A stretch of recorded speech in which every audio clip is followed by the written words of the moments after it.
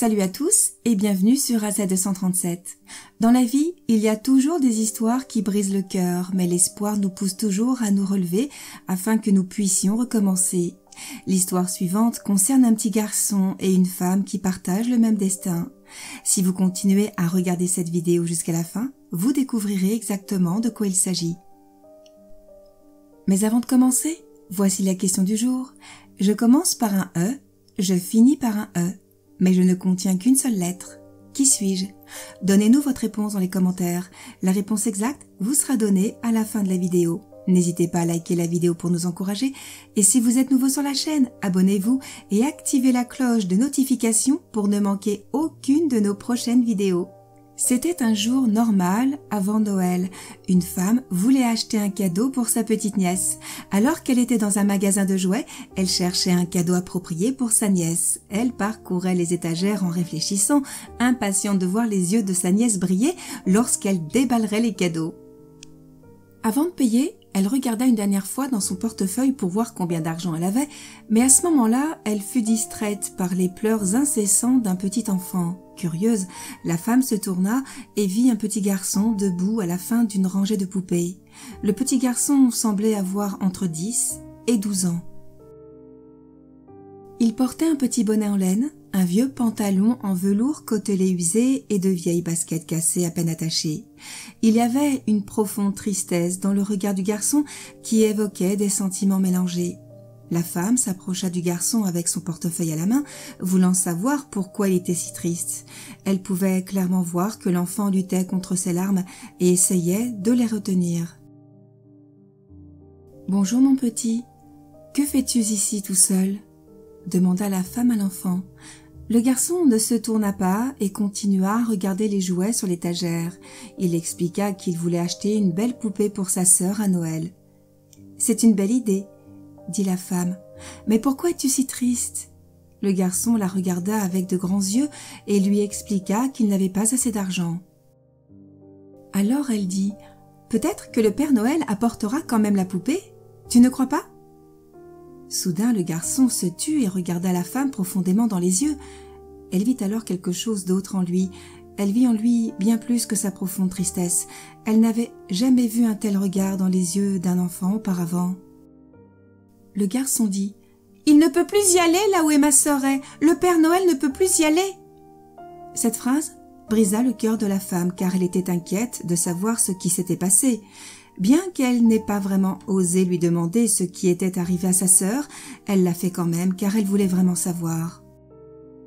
Le petit garçon lui répondit « Ma petite sœur est maintenant au ciel et je veux qu'elle puisse y emporter quelque chose de beau et ma maman est triste, c'est pourquoi j'ai pensé qu'elle pourrait prendre la poupée pour ma sœur. » La femme était sans voix et les larmes lui montaient aux yeux, mais elle essayait de ne rien montrer.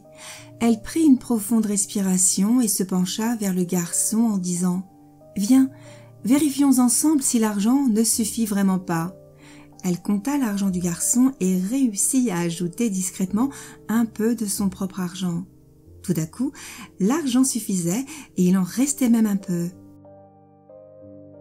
Le petit garçon s'exclama avec de grands yeux brillants « Super! Je peux même acheter les fleurs préférées de ma sœur. Elle adore les roses blanches. » Puis le petit garçon disparut soudainement, laissant la femme se demander si elle avait agi correctement ou si le garçon l'avait simplement manipulée.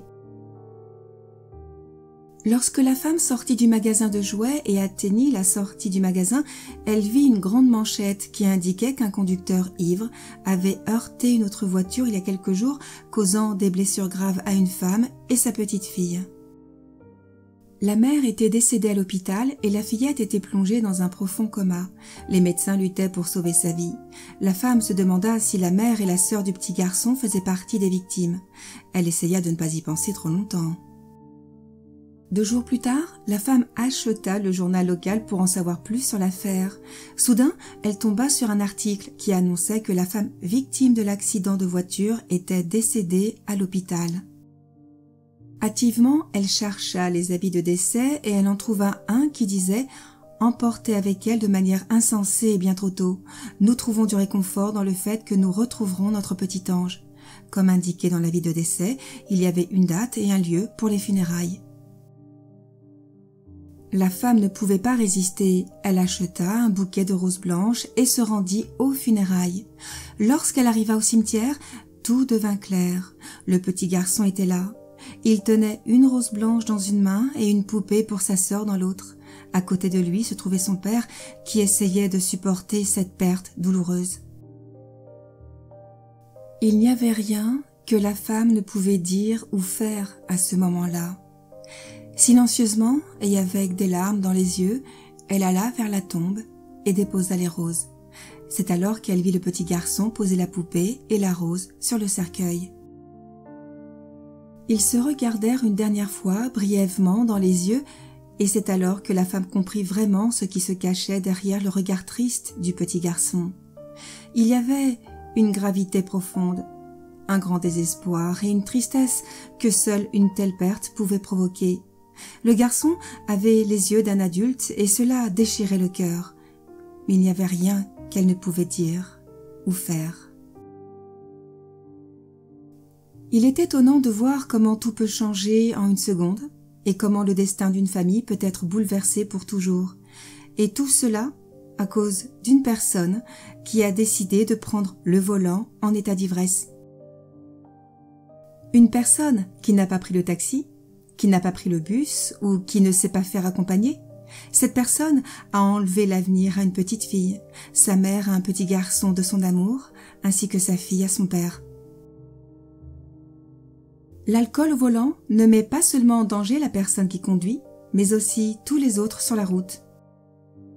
Avant de prendre le volant sous l'influence de la drogue ou de l'alcool, réfléchissez 1000 fois si cela en vaut vraiment la peine. J'espère que cette histoire a pu ouvrir les yeux. N'hésitez pas à partager cette vidéo avec vos amis pour les sensibiliser au danger de l'alcool au volant. Quelle est votre opinion au sujet de cette histoire? Dites-le nous dans les commentaires. Et maintenant, la réponse à la question du jour, une enveloppe. Bravo à tous ceux qui ont trouvé la bonne réponse. Nous voici arrivés au terme de cette vidéo. Merci de l'avoir regardée jusqu'à la fin. Surtout, n'oubliez pas de la liker et la partager autour de vous. À très bientôt sur AZ237.